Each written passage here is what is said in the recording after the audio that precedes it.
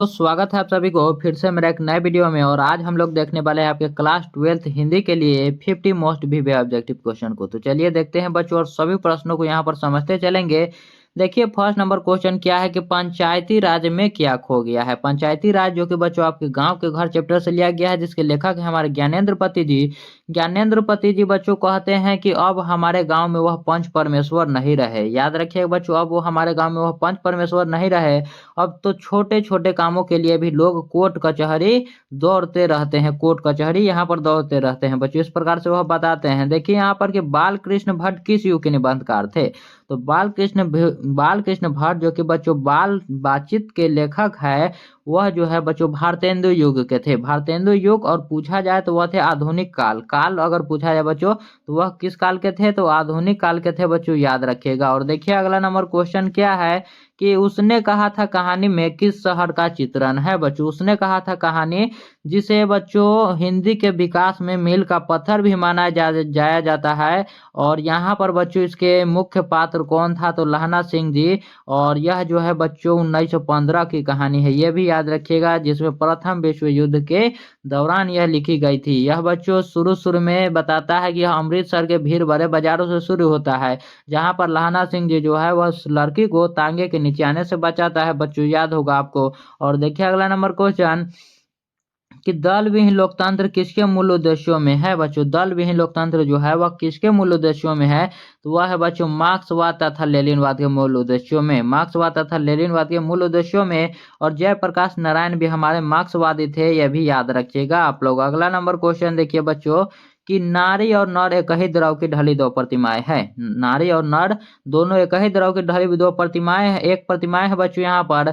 यह पंक्ति जो है किस शीर्षक पाठ की है, तो यह लिया गया है हमारे अर्धनारीश्वर चैप्टर से, जिसमें हमारे राष्ट्र कवि रामधारी सिंह दिनकर जी बताते हैं कि नर का गुण नारी में दोष नहीं हो सकता, उसी प्रकार अगर नारी का गुण नर में आ जाए तो वह उसका भी दोष नहीं होगा, बल्कि उसमें वृद्धि ही होगी बच्चों। इस प्रकार से वह कहते हैं दोनों ही एक दूसरे के लिए है और एक दूसरे से बने हुए हैं। ऑप्शन नंबर सी हमारा राइट आंसर हो जाएगा।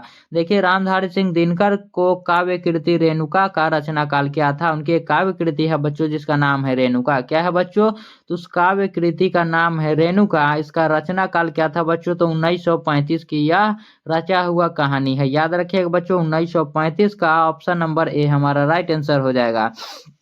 और देखिए कि भगत सिंह ने अपने मित्रों के साथ केंद्रीय असेंबली में बम फेंका था। कब बच्चों बम फेंका था भगत सिंह ने, तो याद रखिएगा 8 अप्रैल 1929 को। 8 अप्रैल 1929 को बच्चों जब भगत सिंह 12 वर्ष के थे। याद रखिए जब 12 वर्ष के थे, उसी वक्त इन्होंने, जब जलियांवाला बाग हत्याकांड हुआ था, तो वहां पर खून से सनी मिट्टी को उठाकर वह जो है शपथ लेते हैं कि मैं अब अंग्रेजों को यहाँ से भगा दूंगा बच्चों। इस प्रकार से यहाँ पर ऑप्शन नंबर बी हमारा राइट आंसर हो जाएगा। और देखिए कि सिपाही की माए कांकी में कुंती कौन है। कुंती जो है बच्चों वह कौन होती है, कुंती होती है बिस्नी की पड़ोसन। बिसनदेह की बहन नहीं बच्चों, पड़ोसिन होती है बिस्नी की, याद रखिएगा। Option number C right answer.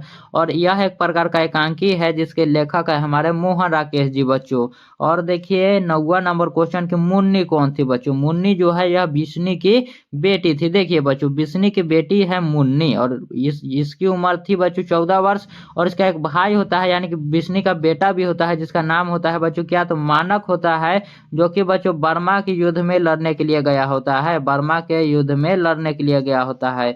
और देखिए कि सिपाही की मां शीर्षक पाठ में हड्डियों का चलता फिरता ढांचा कौन है बच्चों, तो हड्डियों का चलता फिरता ढांचा वो था बच्चों दीनू कुम्हार। कौन था बच्चों, तो दीनू कुम्हार था। ऑप्शन नंबर हमारा बी राइट आंसर हो जाएगा। और देखिए कि कौन कहता है मैं इसकी लाश ले जाकर चील और कौवों के आगे डाल दूंगा, तो वह बच्चों कहते हैं कौन, तो वह कहता है बच्चों सिपाही मानक के लिए। जब बच्चों बिस्नी जो है वह सोई हुई होती है तो उसको सपना आता है। क्या आता है बच्चों, सपना आता है। और उसी में जो है सिपाही जो है उसका बेटे मानक के लिए कह रहा था कि मैं इसके लाश को ले जाकर चील कौवों को खिला दूंगा बच्चों। वह आपस में लड़ रहे होते हैं। ऑप्शन नंबर यहाँ पर बी राइट आंसर हो जाएगा। और देखिए अगला नंबर क्वेश्चन कि राम की शक्ति पूजा किसकी कविता है। राम की शक्ति पूजा जो है बच्चों यह सूर्यकांत त्रिपाठी निराला जी की है। सूर्यकांत त्रिपाठी निराला जी का ऑप्शन नंबर डी हमारा राइट आंसर हो जाएगा। और देखिए 13वां नंबर क्वेश्चन है कि दलित साहित्य के सौंदर्य शास्त्र के रचनाकार कौन है। तो बच्चों दलित साहित्य के सौंदर्य शास्त्र के लेखक है हमारे ओम प्रकाश वाल्मीकि जी। याद रखिएगा इन्हें जो है बच्चों इन्हें कौन कौन सा अवार्ड मिला है जल्दी से बता दीजिए आप लोग। और ये भी याद रखिएगा ये इन्होंने जूठन चैप्टर को लिखा है जो कि इनका एक आत्मकथा है बच्चों। आत्म कथा है जूठन एक ऑटोबायोग्राफी है। और देखिए यहाँ पर कि हंसते हुए मेरा अकेलापन किस विधा में लिखित है बच्चों। तो हंसते हुए मेरा अकेलापन जो है यह मल्ल्या जी की डायरी है जिनका मूल नाम है बच्चों भरत जी श्रीवास्तव। ऑप्शन नंबर यहाँ पर हमारा बी राइट आंसर हो जाएगा। और सभी प्रश्नों को जो है बच्चों आप लोग आंसर कमेंट में देते चलिएगा ताकि यहाँ पर आपका एक भी प्रश्न ना छूटे। देखिए तिरिच कहानी के कहानीकार कौन है बच्चों। तो तिरिच कहानी के कहानीकार हो जाएंगे हमारे उदय प्रकाश जी। हमारे उदय प्रकाश जी जिसमें बच्चों तिरिच के बारे में बताते हैं। तिरिच जो है बच्चों यह कैसा कहानी है। तो तिरिच जो है बच्चों यह एक प्रकार का जादुई यथार्थ की कहानी है। किस प्रकार का बच्चों। तो जादुई यथार्थ की कहानी है। और तिरिच यहाँ पर छिपकली प्रजाति का एक जहरीला लिजार्ड होता है याद रखिएगा। और देखिए 16वां नंबर क्वेश्चन की करबक के रचयिता है। तो जिन्हें बच्चों प्रेम के पीर कवि के भी नाम से जाना जाता है यानी कि मलिक मोहम्मद जायसी जी उन्होंने ही करबक चैप्टर को लिखा है। और उन्हीं की रचना बच्चों पद्मावत है। याद रखिएगा बच्चों पद्मावत वही से लिया गया है यहाँ पर करबक चैप्टर को। और देखिए अगला नंबर क्वेश्चन कि बरमय रामायण जो है वह बच्चों किनकी रचना है। बरमय रामायण जो है बच्चों यह किसकी रचना हो जाएगी। तो यह हो जाएगी बच्चों तुलसीदास जी की। ऑप्शन नंबर सी यहाँ पर राइट आंसर बरमय रामायण हमारे तुलसीदास जी की रचना है। और देखिए कि नाभादास किस धारा के कवि थे बच्चों। नाभादास जी जो है बच्चों यह थे सद्गुणोपासक राम भक्त धारा के। और वैष्णव दर्शन के थे बच्चों सद्गुणोपासक राम भक्त धारा के थे। याद रखिएगा ऑप्शन नंबर हमारा बी राइट आंसर हो जाएगा। और नाभादास ने ही बच्चों भक्तमाल को लिखा है। भक्तमाल जो कि भक्त चरित्रों की माला है। और देखिए कि शिवा बावनी में कितने मुक्तक है बच्चों। तो शिवा बावनी में कितने मुक्तक हो जाएंगे। तो शिवा बावनी में मुक्तकों की संख्या हो जाएगा कितना बच्चों जल्दी से बता दीजिए। तो वह हो जाएगा 52 मुक्तक। कितने हो जाएंगे बच्चों 52 मुक्तक थे याद रखिएगा। इसी में छत्रपति शिवाजी महाराज की बखान किया गया है बच्चों 52 मुक्तकों में। किसने किया है बच्चों। तो कवि भूषण ने किया है याद रखिएगा। और देखिए छत्रसाल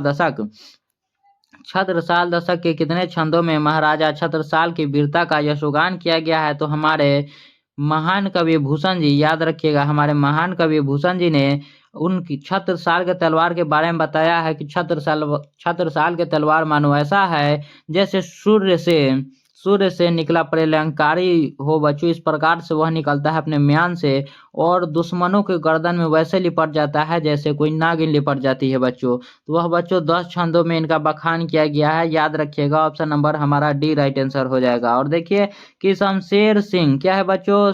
शमशेर बहादुर सिंह ने सोवियत रूस की यात्रा कब की। वही शमशेर बहादुर सिंह बच्चों जिन्हें कवियों का कवि भी कहा जाता है। कवियों का कवि शमशेर बहादुर सिंह जी ने 1978 में सोवियत रूस की यात्रा की थी। ऑप्शन नंबर यहाँ पर हमारा बी राइट आंसर हो जाएगा। और देखिए कि कवियों के कवि किसे कहा जाता है बच्चों। तो कवियों के कवि कहा जाता है हमारे शमशेर बहादुर सिंह जी को। याद रखिएगा ऑप्शन नंबर डी हमारा राइट आंसर। जिन्होंने बच्चों उषा जैसे चैप्टर को लिखा है। किस चैप्टर को बच्चों। तो उषा जैसे चैप्टर को लिखा है। वो भी प्राकृतिक के बारे में बताया है कि किस प्रकार से सूर्य उदय के पहले का नभ होता है बच्चों। नए साहित्य के सौंदर्य शास्त्र के लेखक नए साहित्य के सौंदर्य शास्त्र के लेखक हो जाएंगे हमारे बच्चों मुक्तिबोध जी जिनका पूरा नाम है गजानन माधव मुक्तिबोध। ऑप्शन नंबर यहाँ पर हमारा बी राइट आंसर हो जाएगा। और देखिए अगला नंबर क्वेश्चन कि गजानन माधव मुक्तिबोध ने किस विश्वविद्यालय से एमए उत्तीर्ण किया था बच्चों। तो याद रखिएगा नागपुर विश्वविद्यालय से। नागपुर विश्वविद्यालय से इन्होंने बच्चों क्या तो एमए को उत्तीर्ण किया था बच्चों। ऑप्शन नंबर ए हमारा राइट आंसर हो जाएगा। और देखिए अगला नंबर क्वेश्चन 25वां नंबर क्वेश्चन क्या है कि गजानन माधव मुक्तिबोध का जन्म कब हुआ था बच्चों। तो गजानन माधव मुक्तिबोध जी का जन्म हुआ था 13 नवंबर 1917 को। 13 नवंबर 1917 को बच्चों। और कहाँ हुआ था जल्दी से आप लोग बताइए। 13 नवंबर 1917 को तो हुआ था बल्कि यहाँ पर कब हुआ मतलब कहाँ पर हुआ था, जल्दी से बता दीजिए आप लोग। और बढ़ते हैं अगले नंबर क्वेश्चन पर, जो कि क्या है कि सर्कस का प्रकाश का बुलावा कहाँ से आता है। सर्कस का प्रकाश बुलावा जो है बच्चों बहुत दूर शहर से आता है, 10 कोस दूर शहर से आता है, याद रखिएगा। कैसे, वहां पर लाइट जो है वह लगाया हुआ होता है और वहां पर सर्कस दिखाने के लिए आते हैं। ऑप्शन नंबर ए हमारा राइट आंसर हो जाएगा। और गांव के घर किस कविता संग्रह से लिया गया है बच्चों, तो गांव का घर जो कविता है यह संस्यात्मा से लिया गया है, संस्यात्मा से, जिस पर बच्चों ज्ञानेंद्र पति जी को साहित्य अकादमी पुरस्कार भी मिला है। कौन सा पुरस्कार बच्चों, तो साहित्य अकादमी पुरस्कार मिला है किसे, तो इसी पर मिला है बच्चों। यहाँ पर हो जाएगा किसको मिला है, तो ज्ञानेंद्र पति जी को मिला है।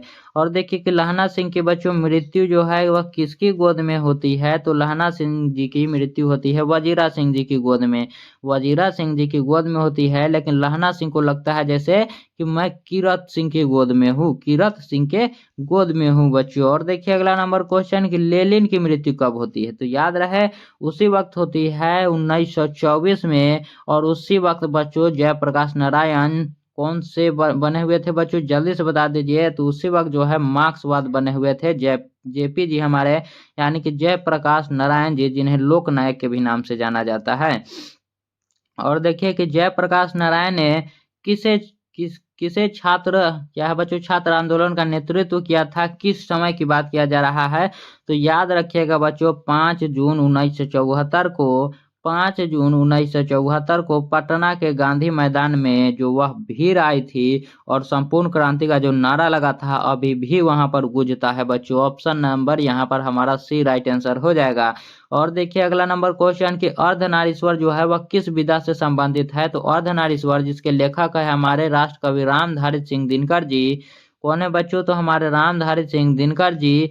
याद रखिएगा यह एक प्रकार का बच्चों निबंध है, अर्धनारीश्वर, जो कि शिव और पार्वती का कल्पित रूप है।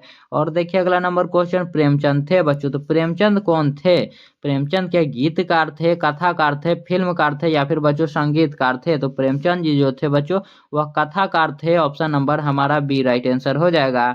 और देखिए कि निम्न में से किस कहानी में गैंग्रीन का उल्लेख है बच्चों, तो किस कहानी में गैंग्रीन का उल्लेख है, वह हो जाएगा बच्चों रोज कहानी में। रोज कहानी में बच्चों गैंग्रीन बीमारी का इलाज कौन करता था, तो वह करता था महेश्वर बच्चों। महेश्वर जो है वह गैंग्रीन बीमारी का इलाज करता था, वही महेश्वर बच्चों जो मालती का पति था। और गैंग्रीन बीमारी होता था बच्चों कांटे चुभने के कारण, किसके कारण, तो कांटे चुभने के कारण हो जाती थी बच्चों, जिसमें लोगों को पैर तक को भी काटना पड़ता था। रोज शीर्षक कहानी में मालती जो है वह मिट्टी का बर्तन गर्म पानी से क्यों धो रही होती है बच्चों, तो मालती जो है बच्चों वह धो रही होती है दही जमाने के लिए, दही जमाने के लिए बच्चों। देखिए बी और सी डी दोनों में ही राइट आंसर दिया गया है, बी और डी दोनों में ही राइट आंसर दिया गया है। और देखिए कि अज्ञेय जी का जन्म हुआ था, तो वही हमारे सच्चिदानंद हीरानंद वात्स्यन अज्ञेय जी का जन्म कब हुआ था बच्चों, तो याद रखिएगा कुशीनगर उत्तर प्रदेश में 7 मार्च 1911 को हुआ था। ऑप्शन नंबर यहाँ पर ए हमारा राइट आंसर हो जाएगा। और देखिए कि भगत सिंह के अनुसार प्रिंस कोरबटिन किस विद्वान के लेखक थे बच्चों, तो प्रिंस कोरबटिन जो थे वह अर्थशास्त्र के विद्वान थे बच्चों, अर्थशास्त्र के विद्वान। ऑप्शन नंबर यहाँ पर हमारा बी राइट आंसर हो जाएगा। देखिए 37वां नंबर क्वेश्चन है कि भगत सिंह के पिताजी का नाम क्या था, तो याद रखिएगा उनके पिताजी भी जो थे वह भी एक महान क्रांतिकारी थे, उनके पिताजी का नाम था सरदार किशन सिंह। इनके माता जी का बच्चों क्या नाम था, जल्दी से बताइए। और इनके चाचा जी का नाम था बच्चों अजीत सिंह, याद रखिएगा अजीत सिंह इनके चाचा जी का नाम था। और देखिए अगला नंबर क्वेश्चन, इनके माता जी का नाम बच्चों विद्यावती था, याद रहना चाहिए आप लोगों को। और देखिए अगला नंबर क्वेश्चन, अगला नंबर बच्चों यहाँ पर क्वेश्चन किया है कि भगत सिंह का जन्म कब हुआ था, तो भगत सिंह का जन्म हुआ था 28 सितंबर 1907 को, 28 सितंबर 1907 को। और ये भी याद रहे कि 23 मार्च कब बच्चों, तो 23 मार्च 1931 को इनकी शहादत होती है बच्चों, शहादत हो जाती है 23 मार्च 1931 को। और देखिए अगला नंबर क्वेश्चन कि ओ सदा नीरा शीर्षक पाठ के अनुसार सन 1962 का दृश्य जिन्होंने देखा उन्हें रामचरितमानस में किसके क्रोध रूपी नदी की याद आ गई थी बच्चों, तो वह याद आ गई थी जैसे रामायण में केकई का कोप था बच्चों, उसी प्रकार सन 1962 में गंडक नदी की तबाही था बच्चों। ऑप्शन नंबर सी हमारा राइट आंसर हो जाएगा। देखिए वैशाली महोत्सव का बीजारोपण किसने किया बच्चों? तो वैशाली महोत्सव का बीजारोपण करने वाले थे हमारे जगदीश चंद्र माथुर जी, याद रखिएगा, जो कि यहाँ पर ओ सदा नीरज चैप्टर को भी लिखे हैं। ऑप्शन नंबर यहाँ पर हमारा बी राइट आंसर हो जाएगा। और 41वां नंबर क्वेश्चन है कि ओ सदा नीरा के लेखक है। ओ सदा नीरा के लेखक है हमारे जगदीश चंद्र माथुर जी। ओ सदा नीरा एक प्रकार का बच्चों क्या है? तो यह एक प्रकार का यात्रा वृतांत है, लेकिन बार बार जो है यहाँ पर बिहार बोर्ड निबंध निबंध ही ऑप्शन में देता है बच्चों। अगर यात्रा वृतांत हो तो उसे ही लगाइए, अगर निबंध हो तो निबंध ही लगाइए आप लोग। और देखिए अगला नंबर क्वेश्चन कि मोहन राकेश किस आंदोलन के प्रमुख हस्ताक्षर थे? तो मोहन राकेश जी जिन्होंने सिपाही की मां चैप्टर को लिखा है बच्चों, वह थे नई कहानी आंदोलन के हस्ताक्षर, याद रखिएगा, नई कहानी आंदोलन के। और देखिए अगला नंबर क्वेश्चन कि मुन्नी किस दिन मानक की चिट्ठी आने का भविष्यवाणी करती है बच्चों? तो मुन्नी जो है हर मंगलवार को कहती है, हर मंगलवार को बच्चों वहां पर चिट्ठी आती थी। तो मुन्नी जो है वह जाती है कि अपने भाई यानी कि मानक की चिट्ठी मिल जाए। तो उससे मालूम चलता है कि आज जो है वह चिट्ठी नहीं आई हुई है, तो वह कहती है माँ तुम उदास ना हो, अगले मंगलवार को भैया की चिट्ठी आ जाएगी। यहाँ पर ऑप्शन नंबर हमारा डी राइट आंसर हो जाएगा बच्चों। और देखिए अगला नंबर क्वेश्चन कि मल्यज की रचना नहीं है। मल्य जी की बच्चों इसमें से कौन सी रचना नहीं है? तो देखिए न आने वाला कल जो है यहाँ पर है। और सदियों का संताप जो है बच्चों यह ओम प्रकाश वाल्मीकि जी का है। ओम प्रकाश वाल्मीकि जी का है, याद रखिएगा, बकलम खुद उन्हीं का है, इनमें से कोई तो होगा नहीं बच्चों। यह जो है ओम प्रकाश वाल्मीकि का है, याद रखिएगा, सदियों का संताप। और देखिए 45वां नंबर क्वेश्चन कि तीर्थ शीर्षक क्या है बच्चों? तीर्थ शीर्षक पाठ में लेखक के पिताजी कितने साल के थे बच्चों? तो तीर्थ पाठ में लेखक के पिताजी जो थे वह 55 साल के थे। और उनके पिताजी का नाम क्या था? तो राम स्वरथ प्रसाद, ये भी याद रखिएगा, राम स्वरथ प्रसाद बच्चों। और देखिए अगला नंबर क्वेश्चन की कहानीकार को सपने में बोलने और चीखने की आदत है, यह किसने बताया? तो कहानीकार की माँ ने ही उसे बताया था। याद रखिएगा कि उसे जो है सपने में लेखक को क्या आता था बच्चों? तो हाथी आता था और तिरछ आता था, ये भी याद रहे कि हाथी और बच्चों तिरछ आता था लेखक को सपने में। और देखिए अगला नंबर क्वेश्चन कि चित्ररेखा किस कवि की रचना है बच्चों? तो चित्ररेखा जो है, चित्ररेखा मलिक मोहम्मद जैसी जी की रचना है। चित्ररेखा पूछे, पद्मावत पूछे, अखरावत पूछे बच्चों, सब जो है जब मलिक मोहम्मद जैसी जी की रचना है।